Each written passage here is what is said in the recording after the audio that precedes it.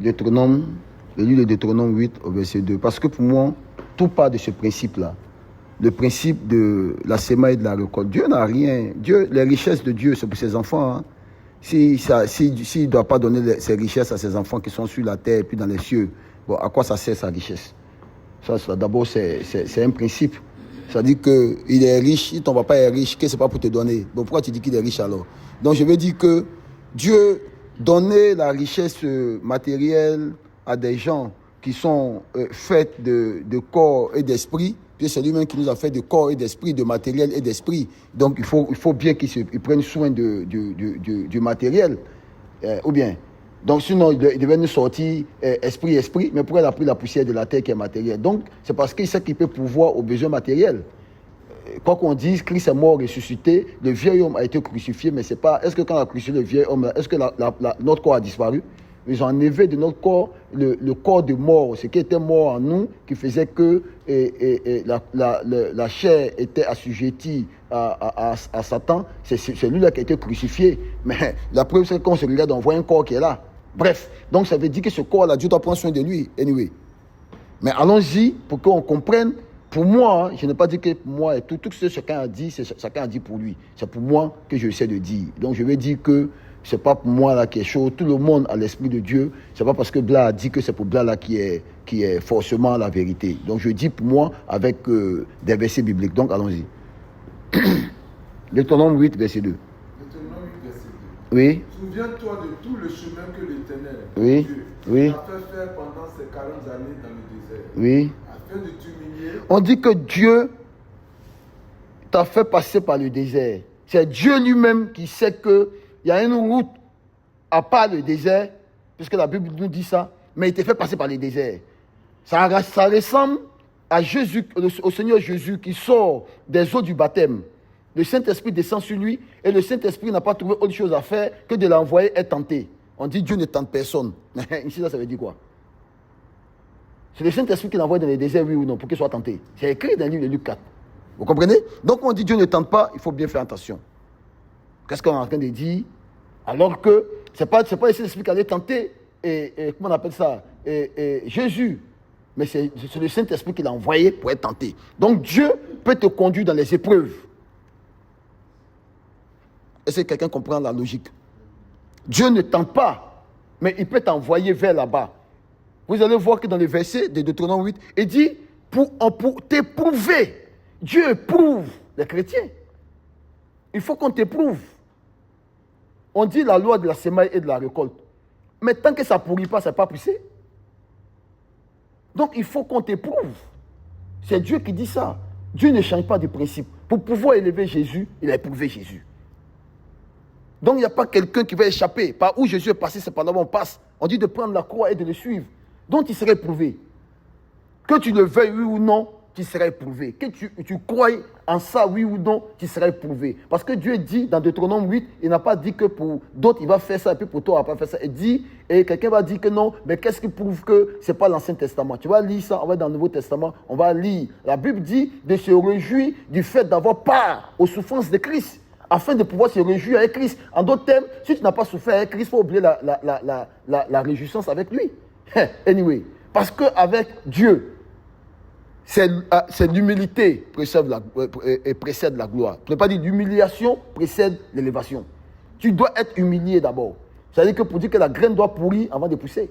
Donc vas-y, Deutéronome 8. Donc moi, c'est en ces principes-là que moi je crois. Je ne dis pas que pour moi, c'est forcément chose. S'il y en a qui pensent que non, Dieu peut te prendre comme bing, bing, bing, sans épreuve, ça c'est eux qui voient. Mais moi, quand je regarde, partout, Dieu éprouve d'abord. Avec Jésus, il a éprouvé d'abord. On dit c'est pourquoi Dieu l'a souverainement élevé. Donc il y a une cause qui a fait que Dieu l'a souverainement élevé. On n'a pas souverainement élevé parce qu'on dit bon c'est Jésus, c'est le Fils de Dieu. Non, Dieu dans toute sa bonté, il a humilié Jésus. La Bible dit qu'il a été humilié mais à l'extrême. Et comme il a été humilié à l'extrême, Dieu l'a souverainement élevé. Dieu ne change pas de principe. Il ne varie pas. Ce qu'il a fait à Pierre, ce qu'il a fait à Paul. Donc allons-y. Il faut reprendre Deutéronome 8 là. Souviens-toi de tout le chemin que l'Éternel ton Dieu t'a fait faire pendant ces 40 années dans le désert, afin de t'humilier et de te prouver. On dit afin de t'humilier. C'est écrit. Ce n'est pas quelqu'un qui a menti sur Dieu. C'est lui-même Dieu qui a écrit. Il dit c'est lui qui a envoyé les gens là-bas pour les humilier. Pour les humilier, c'est pour leur apprendre l'humilité. Parce qu'ils sont sortis de l'Égypte Comme nous, on est sortis du monde, mais chacun est guindé, chacun est imbu de lui-même, chacun a son arrogance, chacun est comme il est, chacun dédaigne l'autre, chacun... Mais tout ça, il faut qu'on enlève ces folies-là de toi. Dieu dit, il va t'humilier. Il va t'humilier même. Dans un verset même, il dit, dans Lamentation, il dit, je vais mettre ta bouche dans la poussière. C'est écrit. Dieu va t'humilier. Il dit, afin de t'humilier. Et puis... de t'humilier et de te prouver. Et de te prouver, de te mettre à l'épreuve. On ne parle pas de toi, tes épreuves personnelles. Que toi-même, tu veux te challenger. Non, c'est lui qui dit, il va te mettre dans des épreuves que toi, tu n'as pas prévues, mais il va te mettre dedans. C'est Dieu qui dit ça. Et il dit, qui nous séparera de l'amour de Christ? Est-ce la tribulation? Est-ce la faim? Est-ce la nudité? Mais ici, ces choses-là, pourquoi? Il dit, oh, Dieu peut nous donner toute autre chose avec Christ. Oui, il va te donner toute autre chose avec Christ. On dit, Dieu peut nous donner toute autre chose avec Christ. Oui, il va te donner. Toute autre chose avec Christ, il va te donner. Mais avant de te donner, il va t'éprouver. Dieu, c'est un bon père, mais ce n'est pas un bon bonbon. C'est pas un père bonbon. Ça, c'est ce que moi je crois. C'est ce que moi je crois. C'est pourquoi il a dit, celui qui sème peu, va moissonner peu, ceux qui sèment abondamment. Mais quand il sème peu, ça fait bien mal. Est-ce que tu sens la douleur? Mais pourquoi il ne bénit pas? Il ne dit pas que je vais vous bénir. Et puis il dit non, celui qui sème peu, moissonnera peu. Celui qui sème abondamment, moissonnera abondamment. C'est-à-dire que plus tu te sacrifies, quelqu'un dit, mais ah donc Dieu c'est un tortionnaire. Ça c'est toi qui peux voir ça comme ça. Mais c'est des principes, c'est la loi qu'il a fait. Il dit la loi de la semaine de la récolte. Ça veut dire que plus tu fais des efforts pour donner beaucoup. Si tu as 18 000, que tu donnes 1000 francs, tu as donné, mais tu n'as pas donné. Mais est-ce que tu as donné beaucoup comme si tu avais donné 17 800 dans les 18 000? Mais il te dit que tu peux donner 1000 francs, ça n'engage que toi. Ça ne va pas te faire mal. Tu as donné 1000 francs dans tes 18 000, tu as 17 000, tu as fait le boucan. Ça, c'est toi qui vois. Mais il ne faut pas te plaindre quand tu as récolté peu. Mais si tu donnes aussi du 17 800, tu vas consommer abondamment et tu en auras en abondance pour subvenir à tous tes besoins. Dieu n'a rien contre le fait que quelqu'un soit prospère. Mais il y a un principe pour prospérer. Il y a un principe. On ne peut pas prospérer de façon ex nihilo. Ce n'est pas possible. Moi, c'est ce que je crois. Que dit que non, toi tu as dit que non, tu t'en fous de la loi de la semaine de la récolte, tu ne s'aimes pas, que tu es là dans l'église, tu décrètes, je décrète, j'appelle l'or et l'argent du sud, de l'est, et puis toi tu ne s'aimes pas. Et puis tu as récolté. Continue de décréter. Il ne faut pas s'aimer, hein. Il faut décréter. 10 mots, il ne faut pas payer. Offrande, il ne faut pas payer, il faut décréter. En tout cas, si tu as réussi, nous sommes dessus. Mais pour le moment, nous on pense que Dieu a dit de s'aimer. Donc il dit les envoie dans le désert pour que les gars, il dit pour les humilier. Et puis pour les éprouver, pour connaître les dispositions de leur cœur. Donc il y a une histoire de connaître les dispositions de ton cœur. On dit, c'est pourquoi on dit existant en forme de Dieu, il n'a pas regardé d'être égal avec Dieu, mais il s'est humilié lui-même en prenant la forme d'un serviteur pour jusqu'à connaître quoi la mort, jusqu'à la mort de la croix. C'est pourquoi Dieu l'a souverainement élevé. Mes amis. Et il dit, là je cherche le verset où il a parlé de souffrance. Si on souffre avec lui, donc continue pour toi d'abord. Et d'éprouver, Oui. pour savoir quelles étaient les dispositions de ton cœur. Oui. Et si tu garderais ou non Oui. le commandement. Oui. Il t'a humilié. Il t'a fait souffrir de la faim. Il t'a fait souffrir de la faim. C'est écrit. Et ça on a dit c'est le diable qui a fait souffrir rien de la faim. On dit c'est Dieu qui t'a fait souffrir de la faim. C'est Dieu. Mais pourquoi? C'est-à-dire que même si on veut être l'avocat de Dieu, mais disons au moins ce que Dieu a fait. Et c'est nous on a dit que c'est lui qui a fait ça. C'est lui qui dit qu'il a fait ça. Il dit je t'ai humilié. Il t'a fait connaître la faim. Toi, on dit non. Mais c'est les principes pour que Dieu t'élève. Il dit, il le fait. C'est comme un homme qui est riche. Beaucoup de femmes le veulent. Mais il va les éprouver pour voir qui m'aime réellement. Qui est venu me raqueter, qui est venu parce qu'il m'aime réellement. Parce que le verset là, je vais mettre ça dans le texte, vous pouvez aller lire le verset là. Mais il dit que mais Dieu peut vous combler de toutes sortes de biens et il peut vous donner, comment il a dit ça même? Il dit, il peut vous donner tout, lui qui nous a donné Christ, comment ne donnera-t-il pas toute autre chose avec lui? Dieu est d'accord pour donner toute autre chose.